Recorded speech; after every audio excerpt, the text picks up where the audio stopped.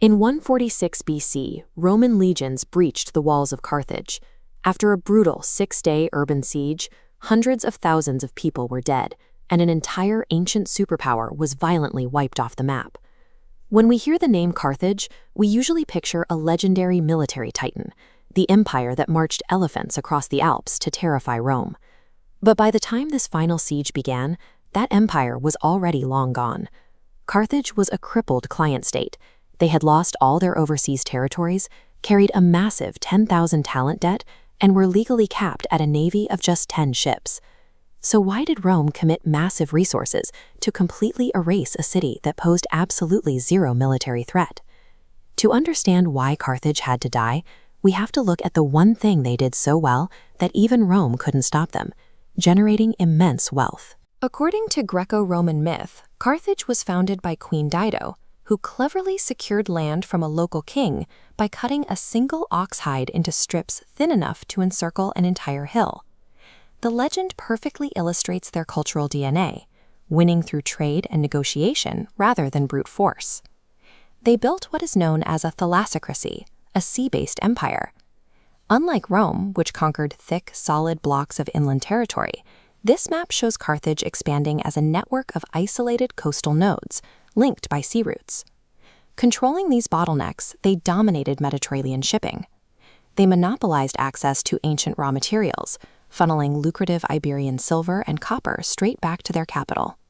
To protect this vast network, they simply bought their military, hiring Libyans, Iberians, and Gauls to fight their wars. This division of labor meant citizens were free to focus almost entirely on commerce and agriculture. This merchant-first architecture made them incredibly wealthy. It also left them structurally vulnerable to a relentlessly expanding citizen-soldier land power like Rome.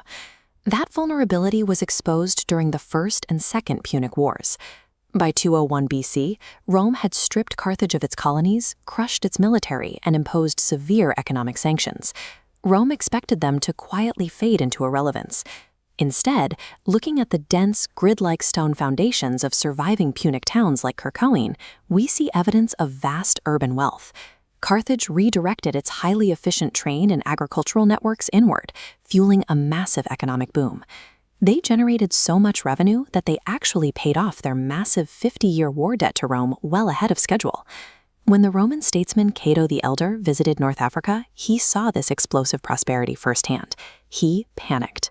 He returned to the Senate, famously ending every speech with a singular demand: Carthage must be destroyed. Carthage's miraculous economic recovery did not save the city. It was the exact catalyst that provoked Rome's paranoid decision to erase them entirely. Rome set a trap. They allowed their North African ally Numidia to raid Carthaginian lands for years without consequence.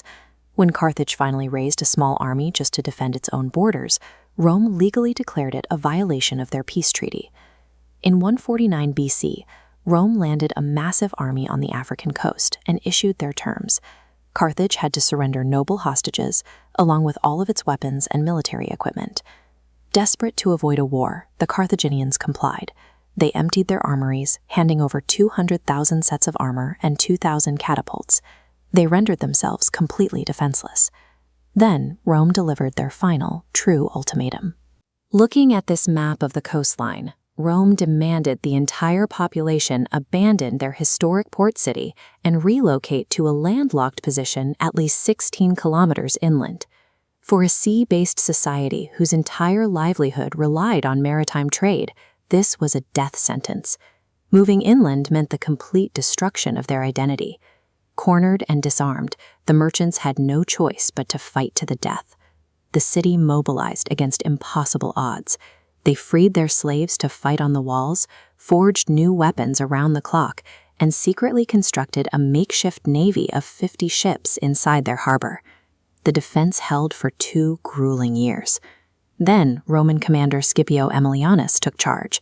He ordered the construction of a massive breakwater mole, physically sealing off the Carthaginian harbor to block all supplies and starve the population into submission.